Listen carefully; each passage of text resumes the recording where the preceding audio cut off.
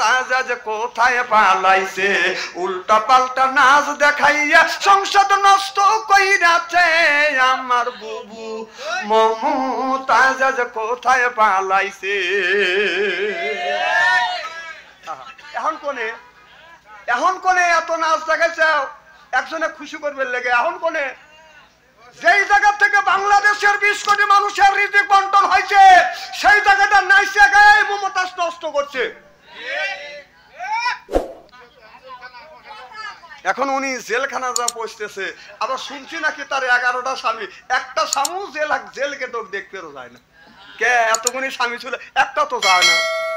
মমতাজের মতো সতী নারী আর বাংলাদেশে নাই কে, কারণ আগে সতীটাও প্রথা ছিল, আগুনের মধ্যে দিয়ে হাইটে গেছে। মমতাজ যদি আগুনের মধ্যে দিয়ে হাঁটান যায়, আপনার ওর শরীর তো পড়া দূরের কথা, ওর একটা কাপড়ের আপনার কাপড়ের ওই ইও পড়বে না, পশমও পড়বে না, কারণ সুতাও পড়বে না, কারণ ওর সাথে সতী মানুষ আর আল্লাহর জমিন নাই। 11টা স্বামী। যখন আজান দিবে তখন আপনার চাষটালে 8-10 জন 20 জন সবসময় লোক থাকে। আজান দেওয়ার সাথে সাথে টিভি বন্ধ করিয়ে আপনাকে অনুরোধ করবো, আপনি বলবেন যে আজান দিছে মসজিদে যান। কথা কর না, না কথাকে আমি অবস্থা বলছি। তাহলে একটা লোক নামাজ পড়ে যে সওয়াব পাবে, আকুবাই ওই লোকটাকে নামাজের তাগিদ দিয়ে সমান সমান সওয়াব আল্লাহ মোল্লামাই দিবে। খুব ধীরে বল সুবহানাল্লাহ। না না আকুর কথা শুনছেন আর না সুবহানাল্লাহ আসতেছে না, যখন সুবহানাল্লাহ। মানে যে লোকটা নামাজ পড়তে যাবে আকুবার কথা শুনে উনি অনুরোধ করে মসজিদে পাঠাবে, নামাজ পড়ে যে সওয়াব পাবে ওই লোকটাকে আদর করিয়া বুঝাইয়া মসজিদে পাঠালে সমান নাকি দিবে কে? সুবহানাল্লাহ তে জোরে কর। তাহলে আকুবার করে একটা প্লাস পয়েন্ট, মানে উনি নামাজ পড়বে, উনি নামাজের সওয়াব পাবে, আর একজনকে সাথে নিয়ে যাবে, তাহলে দাওয়াতের কাজ হয়ে গেল। সুবহানাল্লাহ তে জোরে কর। আমি আকুবার জন্য দোয়া করি আল্লাহ যেন মক্কা মদিনার মুসাফির বানায়, জোরে কর আমিন।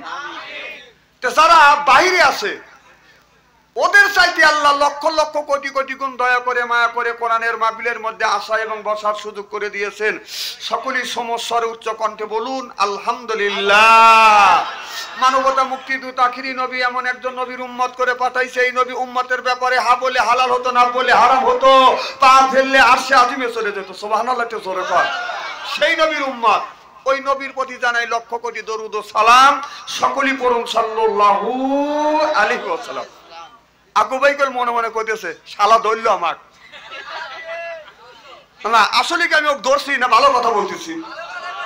ওনার প্রশংসা করতেছে, ও রেগে যাচ্ছে। তো ভাই এটা বেহেশতের বাগান, সব মানুষের এই বেহেশতের বাগানে আসার নসিব হবে না, নসিব থাকতে হবে। কি থাকতে হবে? নসিব থাকতে হবে। রসুল বলেছে এটা বেহেশতের বাগান, তোমরা যদি দুনিয়ায় কোথাও বেহেশতের বাগান পাও ওখান থেকে ফল সংগ্রহ করো। সুবহানাল্লাহ তো বড় কর। তাহলে এই ফলটা কি? সুবহানাল্লাহ আলহামদুলিল্লাহ আল্লাহু আকবার। তো একবার যদি কেউ সুবহানাল্লাহ বলে আসমান জমিনের ফাঁকা জায়গা আল্লাহ নেক দিয়ে পরিপূর্ণ করে দেয়। আবার একজন বলতে পারেন যে হুজুর একবার সুবহানাল্লাহ বললে আসমান জমিনের ফাঁকা জায়গা আল্লাহ যদি নেক দিয়ে পরিপূর্ণ করে দেয়, যে শত শতবার সুবহানাল্লাহ বলি এত নেকি আল্লাহ কোথায় রাখে? এরকম বলতেই পারে। যেমন এই যে একটা শিশি, এই শিশি যদি 1 লিটার পানি আটে 2 লিটার আটা বেরসালে কাটবে?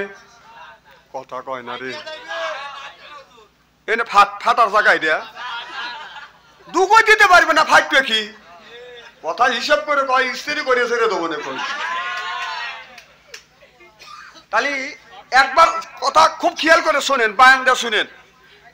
আপনার একবার সুবহানাল্লাহ বললে আসমান জমিনের ফাঁকা জায়গা যদি আল্লাহ নেক দিয়ে পরিপূর্ণ করে দেয়, এদিক তাকান, এই কথা আমার দিকে খেয়াল করেন। একবার সুবহানাল্লাহ বললে আসমান জমিনের ফাঁকা জায়গা নেক দিয়ে যদি পরিপূর্ণ হয়ে যায়, তাহলে শত শতবার সুবহানাল্লাহ বলি এই নেকি আল্লাহ কোথায় রাখবে? কারণ আপনার এই যে শিশির মধ্যে যদি 1 লিটার পানি আটে 2 লিটার আটা বেরসালে কাটবে। এই ওয়াজটা কাজীপুর করছি যে একবার সুবহানাল্লাহ বলে আসমান জমিনে ফাঁকা জায়গা আল্লাহ নেক দিয়ে পরিপূর্ণ করে দিবে। কারণ আমাকে কয় হুজুর পরের বাড়ি খাও, দিশে করে তো খান না, ফতুয়া তো ফস করে দিয়ে দেন। কম কেন? কয় একবার সুবহানাল্লাহ বললে আসমান জমিনে ফাঁকা জায়গা যদি নেক দিয়ে পরিপূর্ণ করে দেয়, শত শতবার সুবহানাল্লাহ বললি এই নেকি আল্লাহ কোথায় রাখলো? না বললে ওয়াজ করবে দেবো না। উনি একটা শিশি আসলে বোতল তো থাকেই, আপনারা শিশি কন না বোতল কন? বোতল। যখন কি বোতল শিশি, এই বোতলের মধ্যে যদি 1 লিটার পানি আছে 2 লিটার আটা বের চাইলে কি আসবে? আমি বললাম যে না আসবে না। কয় তাহলে একবার সুবহানাল্লাহ বললে আসমান জমিনের ফাঁকা জায়গা নেক দিয়ে যদি পরিপূর্ণ হয়ে যায় তাহলে শত শতবার নেকির সওয়াব আল্লাহ কোণে রাখে। কথা তো ঠিকই। তো আল্লাহ আমাকে একটা বায়ান দিছে। কি দিছে? সে বায়ান হলো কি? আল্লামাহুল বায়ান। আল্লাহু আকবার। আমার ভাইয়ের আমার, বায়ান শব্দের অর্থ আমি 7টা পাইছি। আমার চাইতে যারা গবেষণা করে, রিসার্চ করে, তারা বায়ান শব্দের অর্থ বেশি পাবে। বায়ান শব্দের অর্থ পাইছি আমি জ্ঞান। এই যে দেখেন, বায়ান শব্দের অর্থ হলো জ্ঞান, বায়ান শব্দের অর্থ হলো বিবেচনা, বায়ান শব্দের অর্থ হলো চেতনা, বায়ান শব্দের অর্থ হলো মেঘা, বায়ান শব্দের অর্থ হলো বাদান প্রজ্ঞা, বায়ান শব্দের অর্থ হলো কথা, বায়ান শব্দের অর্থ হলো বাদান ভাষা। আল্লামাহুল বায়ান।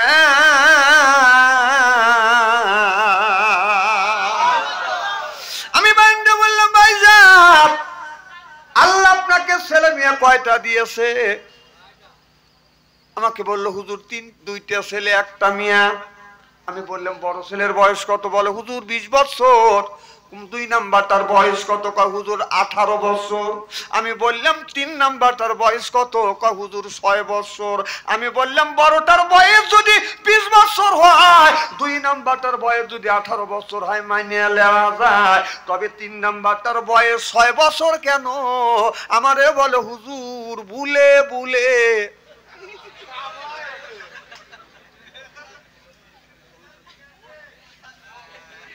আমার ভাইয়ের আমার, আমি বললাম ভাইজান ভুল মানে আমি বুঝি নাই। বলে হুজুর পরের বাড়ি খান তো দিশা পান না, বিয়ে করার পরে খালি ছেলে মেয়ে খালি জন্মই দেন। আমি বললাম বিয়ে করছি তো জন্ম দেওয়ার জন্য, বিয়ে করছি ওর পেটের মধ্যে যে কয়টা তো সব কয়টা বাই করবো না? না, এটা তো আল্লাহ বলছে, রাসূল বলছে।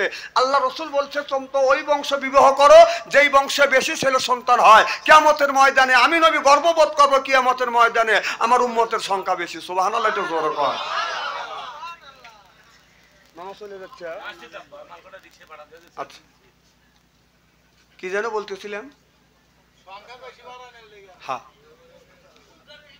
আমি বললাম ভাইজান কিছু বুঝলাম না। বলে হুজুর বসেন না। হুজুর মানুষ বিয়ে করেন, বিবির পেটের মধ্যে যা থাকে সব খুঁজে খুঁজে বাই করেন, কম কামই তো তাই। দেন আল্লাহর মালিক কে? আল্লাহ দিবে, আমরা খালি নেবই। তা আমাকে বললাম, আমি বললাম বুঝন। বলে হুজুর পরিবার পরিকল্পনা আমরা গ্রহণ করেছি।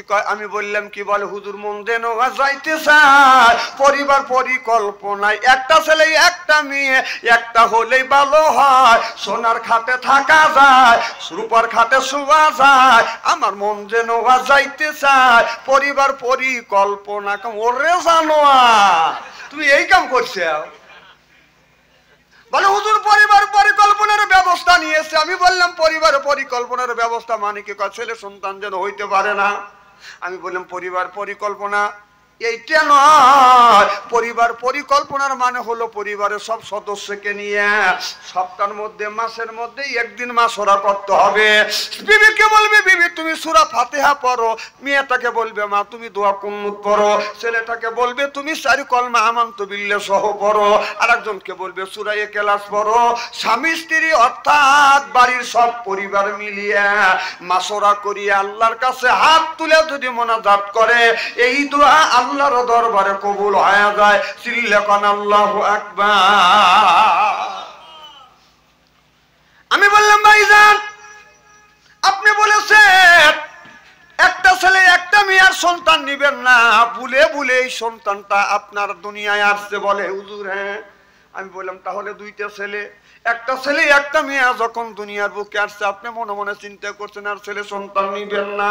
আপনার অন্তরের মধ্যে হৃদয় নিংড়ানো যতটুকু ভালোবাসা ছিল সব ভালোবাসা আপনার 1টা ছেলে 1টা মেয়েকে দিয়ে দিয়েছেন, আর ছেলে সন্তান নিবেন না। আর সন্তানের ভালোবাসাকে আপনার অন্তরের মধ্যে রাখছিলেন। আমারে বলল হুজুর আর রাখি না। আমি বললাম তাহলে আপনার ওই 10 থেকে 12 বছর পরে যেই সন্তানটা জন্মগ্রহণ করলে একে আপনি ভালোবাসেন কিনা? বলে হুজুর ওই দুইটার চাইতে বেশি ভালোবাসি। আমি বললাম এই ভালোবাসা তুই কোন জায়গায় রাখছিলি? না বললে আজকে তো লাখ ফাটাবো। যেমন কুকুর তেমন, মানে ও বলতেছে একবার সুবহানাল্লাহ বললে আসমান জমিনের ফাঁকা জায়গা আল্লাহ যদি নেক দিয়ে পরিপূর্ণ করে দেয়, তো শত শতবার সুবহানাল্লাহ বলি, এই নেকি আল্লাহ কোথায় রাখে? তা আমি বললাম যে একটা ছেলে একটা মেয়ে জন্ম দিছে, তোমার অন্তরের ভালোবাসা সব এক ছেলে এক মেয়েকে দিছে, এরপরে 12 বছর পরে যেই ছেলেটা জন্মগ্রহণ করলো তাকে তুমি ভালোবাসা দিলেন, ভালোবাসেন কিনা? হুজুর ওই দুইটার চাইতে বেশি ভালোবাসি। আমি বললাম তোর কাছে ভালোবাসা ছিল না, এই ভালোবাসা তুই কোত্থেকে আনলি? না বলি তোর লাখ ফাটাবো।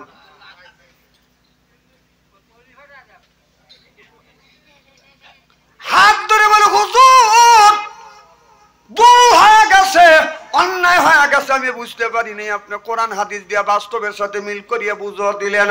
হুজুর তওবা করলাম, আর জীবনে এই ধরনের কথা আমি বলবো না। সিল্লাকান আল্লাহু আকবার। এই যে সুবহানাল্লাহ আল্লাহু আকবার আলহামদুলিল্লাহ বলতেছেন, এনে শত শত নেকি পাচ্ছেন। আর যারা আকুবার শাস্তালে বসে বিড়ি টানতেছার কথা ভাবছান্তের ওয়াজ শুরু করছে, ওরা কি সব একটা পাচ্ছে? মুরগি চেনেন না? মুরগি ডিম দিয়ে যদি বাতে দেওয়া যায় 10-20টা ডিম দিয়ে 19 দিন 20 দিনের মাথায় বাচ্চা ফোটে। যে ডিমগুনি পাখার ভিতরে থাকে এইগুলি হোম পায়, তাপ পায়, ফুটে বাচ্চা হয়। আর যেগুলি পাখার বাইরে থাকে ওইগুলি কি হয়? যখন কি হয়? পয়সা যায়।